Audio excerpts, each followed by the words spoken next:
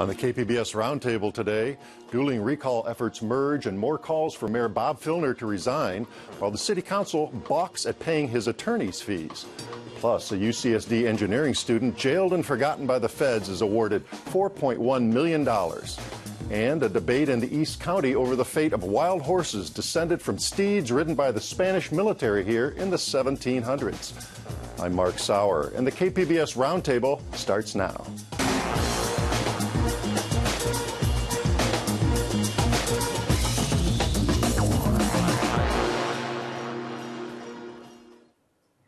It's Friday, August 2nd. I'm Mark Sauer, and joining me at the KPBS Roundtable today are KPBS Metro reporter Sandhya Dirks, KPBS border reporter Joe Replogo, and Tony Perry, San Diego bureau chief for the Los Angeles Times.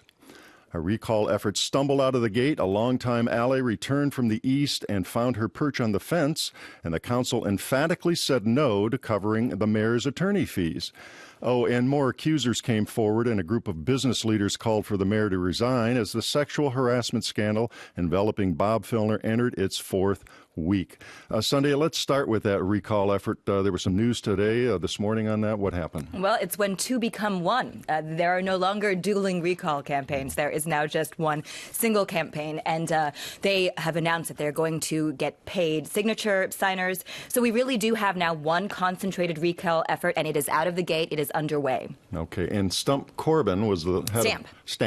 Stamp Corbin was an odd name. He was on the stump. With the two P's, yeah.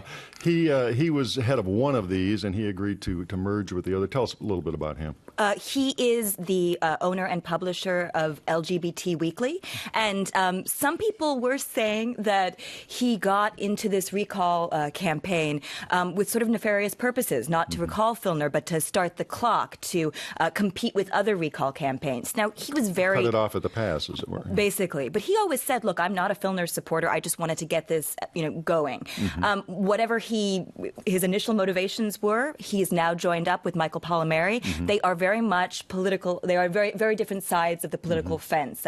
Palmieri is a very conservative Republican. He's a land use lawyer. And, as we said, Stamp Corbin has been part of the sort of more progressive community in terms of LGBT issues, certainly. And Palmieri had some success way back when, and in a recall with a city council member. The only person to ever do a successful recall in San Diego. It seems that this Filner debacle has really made some strange bedfellows. Now, Tony, you're covering this story too, of course, for the LA Times.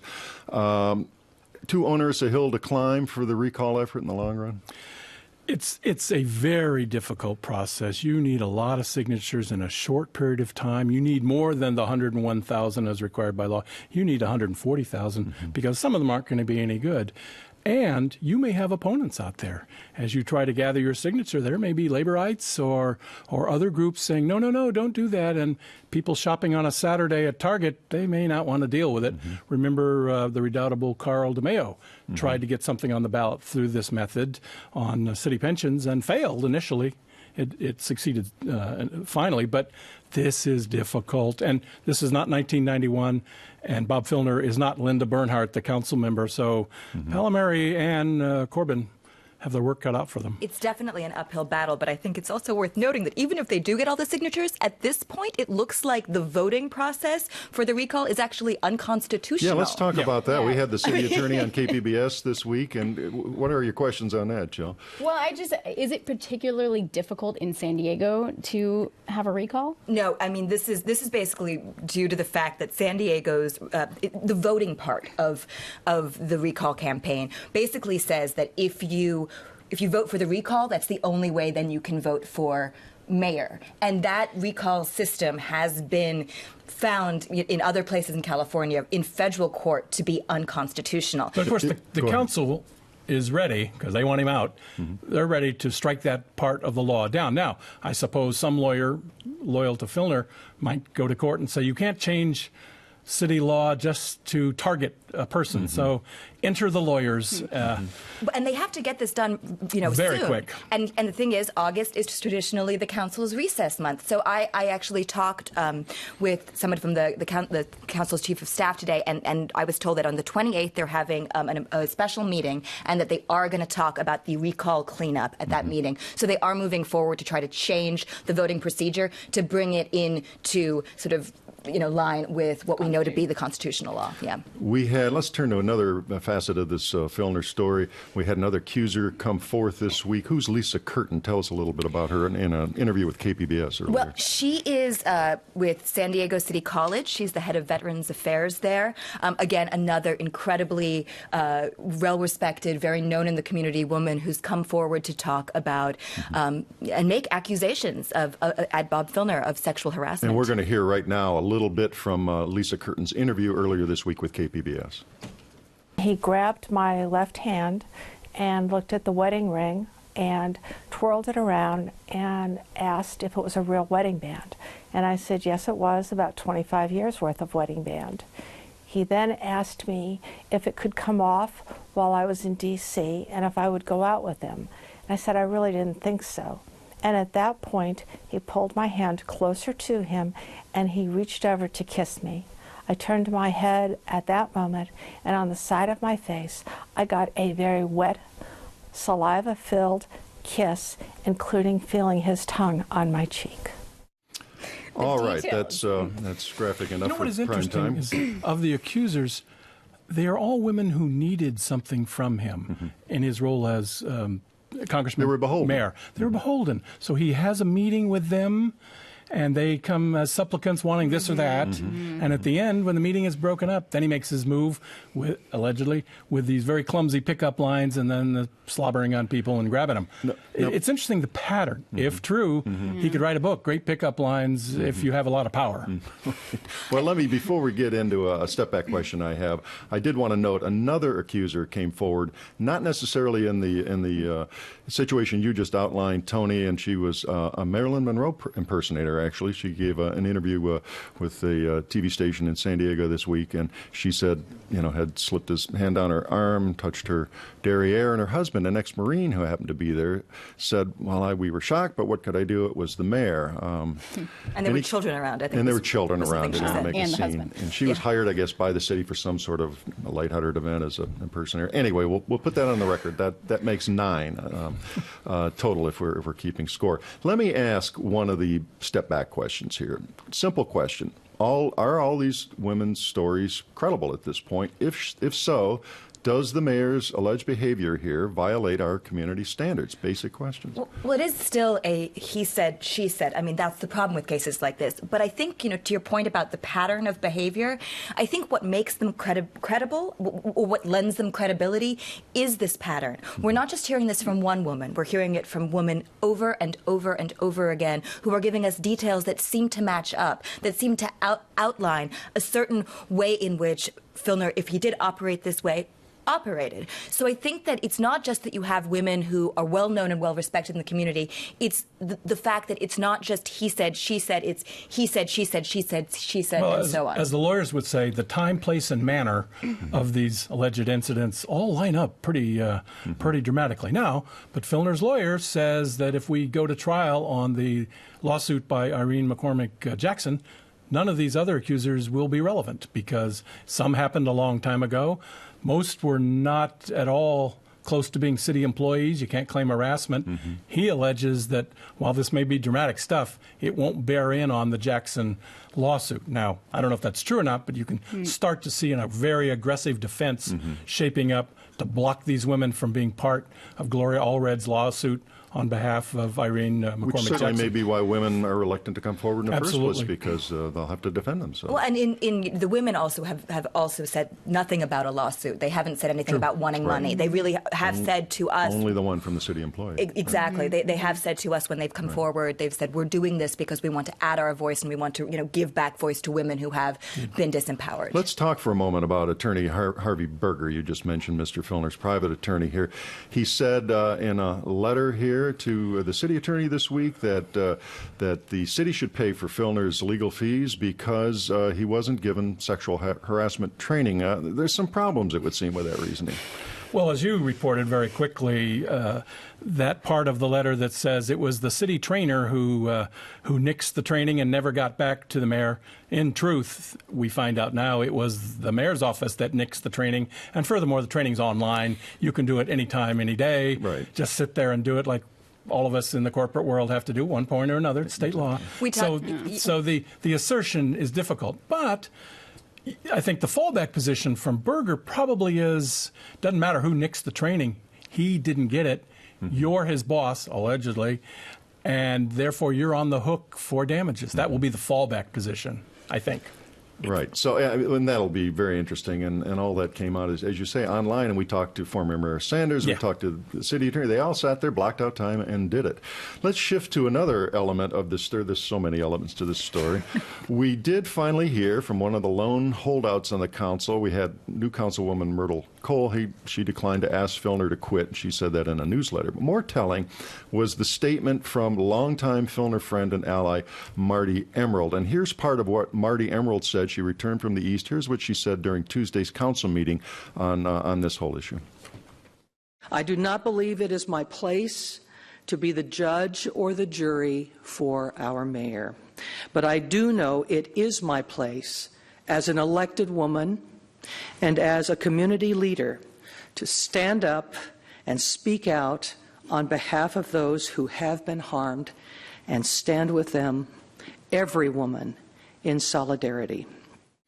What does that mean? Exactly. Now, that's a wonderful speech. It reminds me kind of that scene from Blazing Saddles, and that was just a wonderful bit of Western gibberish. I mean, really, what does that mean? I'm standing with the women, and I'm here, and you can just about see her. But due process, right? Which is the kind of the narrative that has come from the mayor's camp. On the fence here. So exactly. I firmly am going to say nothing. I mean, basically her statement, the two sides cancel each other out, leaving her unwilling to make a statement. You know, as I give Irene McCormick Jackson credibility, I know her, and I just off the bat believe her when she says certain things. We both worked with her as a journalist. Indeed. So I know Marty Emerald, and when Marty says this was difficult for her, I'm willing to give her the benefit of the doubt, and she's trying to parse it out, that there has to be a due process. On the other hand, this looks pretty bad. So I guess I'm willing to give Marty the benefit here. Yeah, I mean, due process is one thing, but the question, I think, is can he be effective in his job going forward? Different question. And are journalists going to take him seriously? Is anyone going to take him seriously? But, you know, I think we as journalists, we have to watch out that we're looking at the wrong end of the telescope now. We're looking at the journalists and the city hall types and the big business folks, the insiders. We're all insiders. That's not his power base. His power base is south of 8, ethnic communities, blue-collar, labor unions. Marty Emerald's constituents. Marty's district. I have not seen them turn against him. Now, I've they talked may to be some waiting. of my neighbors in that area about this, and I mean, you know, women particularly, but even some men that have known him for a long time are just shocked by this whole thing. I think if the labor union turned against him, that would be, as they say, a torpedo below the waterline. In the short time we have left on this segment, there was a notable vote yesterday by the Business Leadership Alliance and then also the Port Tenant Association members today, and they both said it's time for him to step down. So. But they have to be careful. If they start to be perceived as the leaders of this, it will then tee up as, look at those business people, they never liked this liberal Democrat, they're trying to get him. Get rid of the progressive. And I think that's why they've been reluctant. Now, they brought Jerry Sanders out, very credible, very well respected by the press, to sort of begin the ball. And then Mark Cafferty, who wrote this op-ed in Voice of San Diego. I think it's interesting, though, because we have talked about for a while Filner's sort of political shift, how he was trying to make, build a bridge with the business community that he had sort of really distanced himself from by hiring Walt Eckerd, and by doing some of these, by saying, now I support the expansion of the convention center. But this was sort of, despite all of that, the business community is not standing with him. And you're right that we don't know how some of his core constituents might be dealing with these sort of very, very divisive things that are happening. But at the same time, his effectiveness as a leader is his ability to get out into the community, something that he is unable to do right now. He's in the bunker right now. Absolutely. All right, we're gonna wrap it there. We should note that the mayor is scheduled on Monday, the 5th, to enter this psychological treatment clinic. We're going to move now to another topic that also made national headlines this week. UC San Diego student Daniel Chong was awarded $4.1 million in a settlement with the U.S. Justice Department. Chong was forgotten in a holding cell for 5 days. He nearly died. And here's what he had to say about that incident in a press conference with his attorneys this week. I think it was just what it sounded like. It was an accident, a really, really bad, horrible accident. So, Jill, you covered this story for KPBS News, and Tony, I know you covered it for the Times. Tell us, Jill, why was Chong detained? What happened here? So he was partying for 420, sort of California. We won't get into festival. 420, but it's code for partying. Yeah, okay. you know, he's a self-professed pot smoker. He wakes up the next morning and the apartment is raided by a narcotics task force. Federal so this agents. is led by the DEA, but also includes local law enforcement. You know, they took him to the DEA offices here in San Diego, along with, I think there were 6 or 7 other people. They quickly, after they questioned him, realized that he was not involved in what they were looking at. They were looking at an ecstasy trafficking ring. And so they said, you know, we'll be back for you in a few minutes. Hang out in this holding cell. They locked the door. We're not going to file charges against you. We're not going to file charges. We're going to let you go. And then they never came back, or they, you know, 4.5 days later. Tony, is this story wash here? Yes. Anyone who's ever seen the United States military knows things happen, particularly when you start getting rough with people, and mistakes are made, and they're brutal. In this case, I think it starts on a Friday. Then it's a Saturday and a Sunday when there's probably minimum shift there at DEA. By Monday and Tuesday, he's probably so weak that his yell cannot be heard. So when somebody opens the door, I don't know, sweep out the cell, they're shocked, and they rush him immediately to the hospital. Was there an interdepartmental sort of lack of communication? Absolutely. Well, Gene Iredale. Maybe. Yeah, maybe. I mean, the lawyer Gene Iredale, who's his lawyer, brought up that you know, Daniel remembers a name of the guy that told him to wait in here. It's a San Diego police officer. So it's possible that with this narcotics task force, which is made up of these different departments, that there was a miscommunication there, and you know, that's how he got I could see a San Diego cop doing his job, interviewing this young man, realizing he's not a heavyweight, not going to be charged, saying somebody's going to be back to let you out. He then walks down the hallway, maybe checks in with the DEA and says, that fellow down there, let him go. Something happens. The word doesn't get to the right person. He's gone. Chong doesn't get let loose on a Friday night, Saturday, Sunday. Tell us a little bit about what you know about this particular lockup. It's not like the county jail where somebody's looking in and checking on somebody. And that's one of the changes, right, that they're going to make, they say. Yeah. Apparently, and I did get this confirmed. The DEA spokeswoman here won't say much about it because they're waiting for an investigation from the Department of Justice 13 months Inspector later. General. Yeah, but she did confirm that they have now put cameras in the cells. But there aren't that many cells in this place. From what I understand, it's not a very big place. Daniel said he, put his shoelaces under the door so that people would know he was there. He said he was yelling the whole time. So it's still just sort of incredible that it's horrible that this happened. But say this for the DOJ, Department of Justice. They knew. And they didn't fight this thing in court. They started talking settlement so that they did not have to go to court. So there are a certain lack of public documents for us to find out, frankly. Right. Yeah. And did they apologize out of the chute? Absolutely. Yeah. Okay. Now, this must be one of the least crowded jails in California. All we hear so much about the overcrowding, but it sounds like even though a handful of cells, not many folks are there.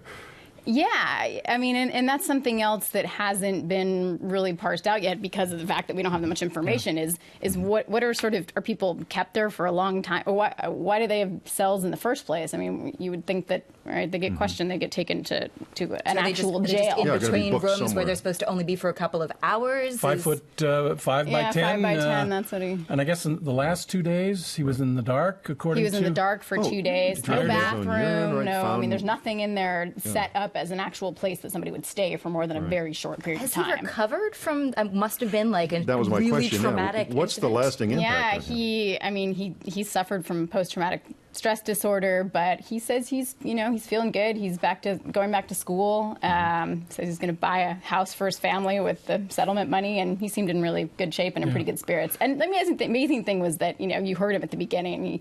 He really does think it was a mistake, and he seemed pretty forgiving in the press conference. And so was Gene Iredale. Gene's a civil liberties lawyer, longstanding. He doesn't roll over for government real quick. So when Gene says, I think they're making real improvements, I take that to the bank. He doesn't roll over. Yeah.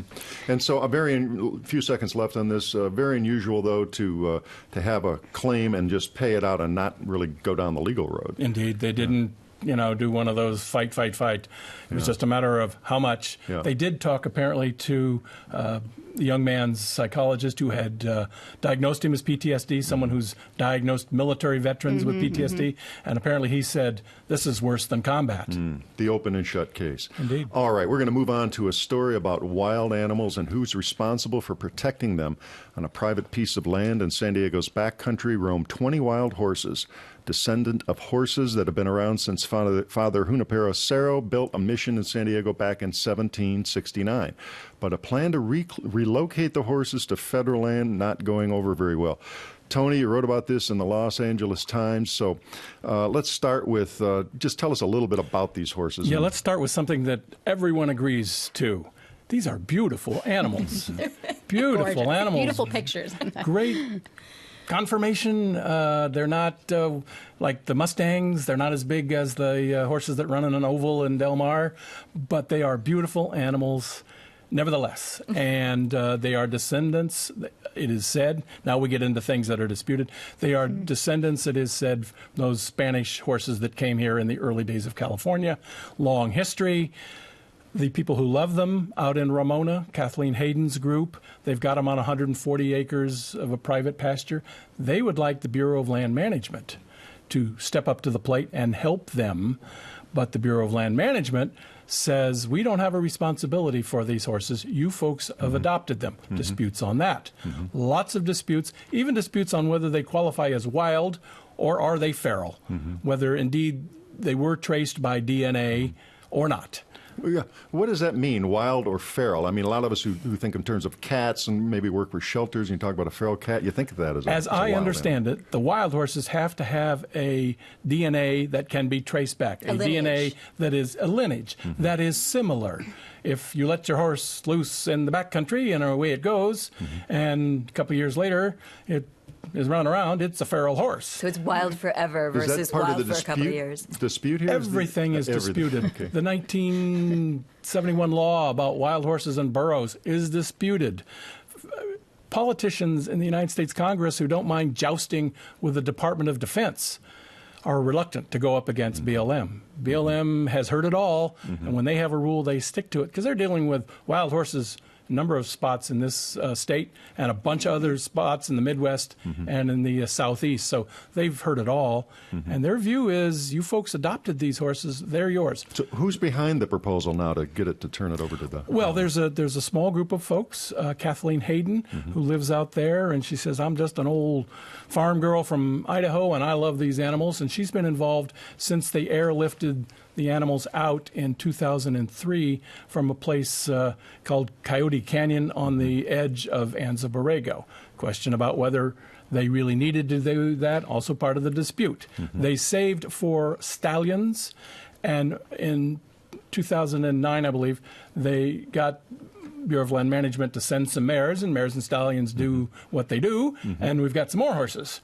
But long term, who knows? They're on 140 acres of private land. What's it cost now to maintain these animals? Well, a lot, but not as much as you might think. They eat the grass in the pasture. Oh, some of the natural And food, as Kathleen Hayden said, the people don't know, but, horse poop has undigested seeds in it. So when the rain comes and washes the poop, the sprouts give us grass, and they eat. So who knew? Horses are the real environmentalists, but they do occasionally throw some hay at them, and that's expensive. But mostly they eat the grass. Now, long term, is the private owner going to allow them forever and ever and ever to live on 140 acres of his pasture land? Who knows? Jill? So, yeah, I mean, I can understand why the group would like some maybe monetary help with this situation, but they got them rescued from the wild where they were in the first place, but now they want to take them back to... They would like them relocated to either Coyote Canyon, which is, they believe, their historic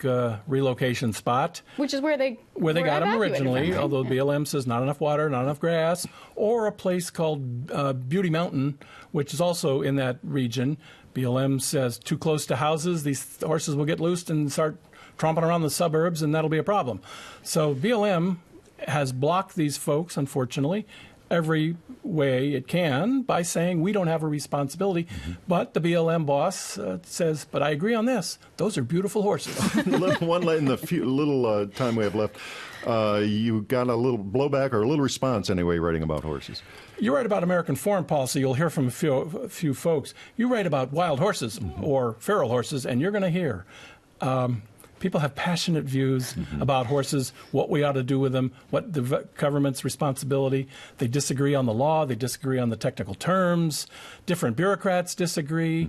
It's really intense and really complex. And BLM, they go through this everywhere, not just in Ramona, but everywhere. And they're used to it. And they move slowly and methodically to create their rules. And once they create their rules, I'm told, those are the rules. They don't just bend because they get a letter from the San Diego County Board of Supervisors, which they did, saying, please find a relocation spot. Not going to happen. All right. Thank you much. That's all the time we have there. We're going to leave it there for this week's edition of the KPBS Roundtable. I'd like to thank my guests, Sandhya Dirks and Jill Replogle of KPBS News and Tony Perry of the Los Angeles Times. A reminder, all of today's stories can be found on our website, kpbs.org. I'm Mark Sauer, Senior News Editor at KPBS. Thanks for joining us today on the Roundtable.